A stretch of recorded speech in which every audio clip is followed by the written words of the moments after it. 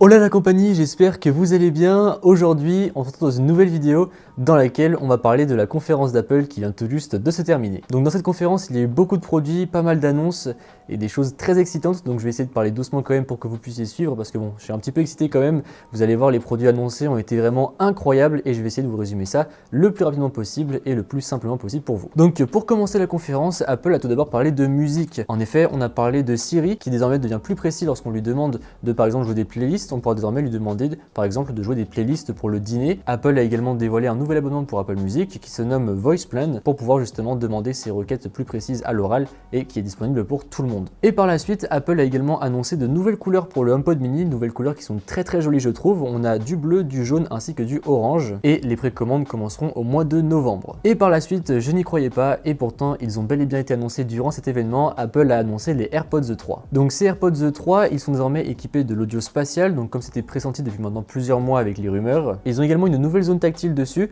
pour pouvoir justement faire des commandes directement depuis les écouteurs. Et en plus de ça, il y a de nouveaux haut-parleurs à l'intérieur avec des basses encore meilleures. Ces écouteurs seront résistants à l'eau ainsi qu'à la transpiration, donc ça c'est plutôt cool si jamais vous voulez faire du sport avec par exemple. Et d'après Apple, avec le design, eh bien le son ira directement dans votre oreille, donc à voir ce que ça va donner. Et ils sont également équipés de l'adaptative EQ qui est en fait selon Apple la meilleure expérience audio possible puisqu'en fait les écouteurs vont adapter le son en fonction de comment il a été créé. Par exemple, si vous écoutez un son avec beaucoup de basses, eh bien les écouteurs vont accentuer un petit peu plus les basses. A contrario, si c'est plus axé sur la voix, eh bien les écouteurs vont retranscrire la voix de manière la plus claire possible et de la meilleure manière possible. Donc encore une fois, j'ai hâte de voir ce que ça va donner et surtout de voir par rapport aux AirPods Pro ce que ça va donner en termes de comparaison et surtout en termes d'audio. Avec ces écouteurs, on a 6 heures de batterie sur une seule charge. Vous pourrez les recharger en 5 minutes pour 1 heure de musique et après avec le petit boîtier, vous aurez jusqu'à 30 heures de batterie au total, donc c'est plutôt cool. Et ils pourront également désormais se recharger via MagSafe, donc ça c'est plutôt pas mal. Et ils seront disponibles au prix de 179 $.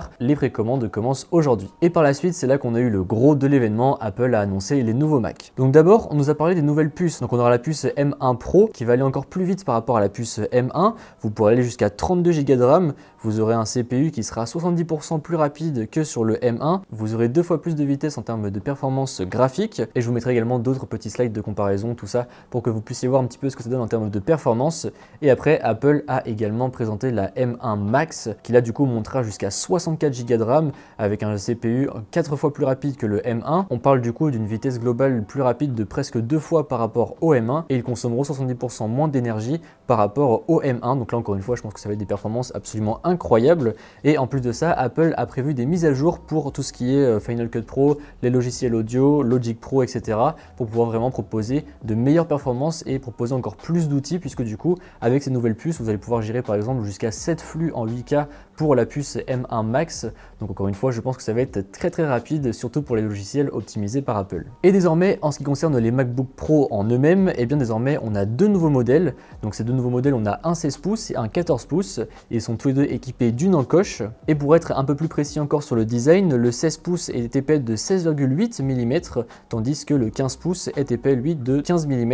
Et pour ce qui est des bordures de l'écran, elles seront désormais épaisses de 3,5 mm. Désormais, en ce qui concerne le clavier de ces nouveaux Mac, eh bien on n'a plus de touch bar, comme là aussi c'était assez pressenti depuis maintenant quelques temps. On a le retour des boutons physiques, j'ai envie de dire que c'est pas plus mal. Donc le clavier après s'illumine toujours, donc ça c'est cool. Et on a toujours un grand trackpad. En ce qui concerne les ports, là je suis trop content puisque Apple remet un port HDMI. On a également 3 ports en USB-C Thunderbolt 4. On a un port de carte SD ainsi qu'un port mini jack et un port MagSafe pour la recharge. Et je suis trop content là aussi de voir le retour du MagSafe parce que j'adorais cette technologie sur les Mac.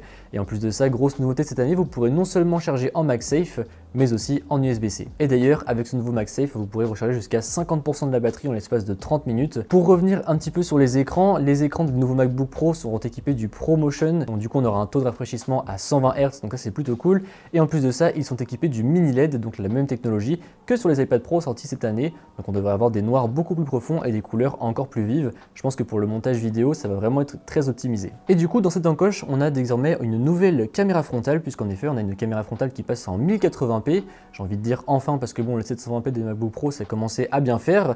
Et en plus de ça, apparemment, cette caméra serait 2 fois plus performante en basse luminosité. Donc encore une fois, il faudra voir ce que ça donne dans les tests. Pour ce qui est de l'audio, apparemment, on aurait de bien meilleurs speakers. Déjà, on en aurait 6 au total.